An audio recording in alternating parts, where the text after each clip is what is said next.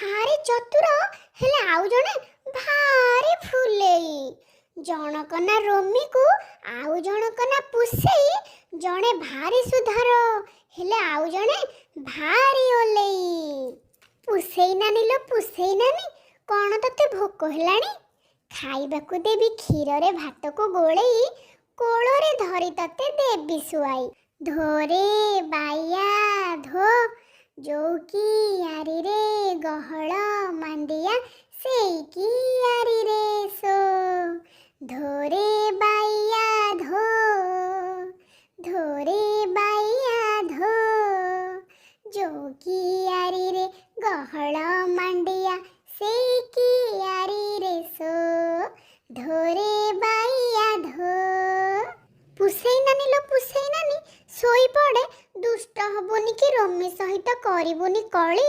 ମୁଁ ଯାଉଛି ଆଈଙ୍କ ବାଡ଼ିରୁ କିଛି ପନିପରିବା ଆଣିବି ତୋଳି। ତାଜା ତାଜା ପନିପରିବାରେ ଭରପୁର ମୋର ଆଈଙ୍କର ବାଡ଼ି। ପଖାଳ କଂସାଟେ ଖାଇକି ମାରିବା ଘୁଙ୍ଗୁଡ଼ି। ଲଙ୍କା ଗଛରେ ହେଇଛି ଭରପୁର ସରୁଆ ସରୁଆ ଲଙ୍କା, ନାଁ ତାର ଧାନୁଆ। ଛୋଟ ସାପର ବହୁତ ବିଷ, ଏଇ ଧାନୁଆ ଲଙ୍କାରୁ ଟିକେ ବାଜିଗଲେ ପାଟିରେ କାନରୁ ବାହାରି ପଡ଼ିବ ଗଦ ଗଦ ହେଇକି ଧୂଆଁ। ହେଲେ ଟମାଟୋ ବାଇଗଣ ଆଳୁ ପୋଡ଼ା ଥାଳିରେ ଯଦି ଇଏ ହେଇଯିବ ଯୋଡ଼ି, ବା ବା ବା ବା, ପାଗର ସ୍ୱାଦଟା ପୁରାପୁରି ଦ୍ୱିଗୁଣ ଯିବ ବଢ଼ି। ଆଈ ମୋର ସେପଟେ କଲରା ବାଇଗଣ ଟମାଟୋ ଶାଗ ସବୁ ତୋଳି ସାରିଲେଣି। ପଖାଳର ପାଗ ଯୋଗ ସବୁ ସଜାଡୁ ସଜାଡୁ ମୁଁ ଯାଉଛି ଗାଧେଇକି ଆସିବି। ମୋ ପେଟରେ ମୂଷାମାନେ ଦୌଡ଼ିଲେଣି। ପଖାଳ କଂସାକୁ ପାଗ ଯୋଗ ଆଉ ଶାଗ ଭଜା ଖାଇବାରେ ଆଜି ଆସିଯିବ ବହୁତ ବହୁତ ମଜା। ଆରେ ବା, ହେଇଗଲାଣି ପୁରାପୁରି ରେଡି ପଖାଳ ଥାଳି। ପାଗ ଯୋଗ ସହିତ ଶାଗ ଭଜା ପାଳୁଅ ଭଜା କେତେ କ'ଣ ବଢ଼ି। ଆରେ ବା, ପଖାଳ କଂସାଟା ପୁରା ଜମିଯିବ। ସତରେ ଆମେ ଓଡ଼ିଆ, ଆମ ଖାଇବା ସବୁଠୁ ବଢ଼ିଆ।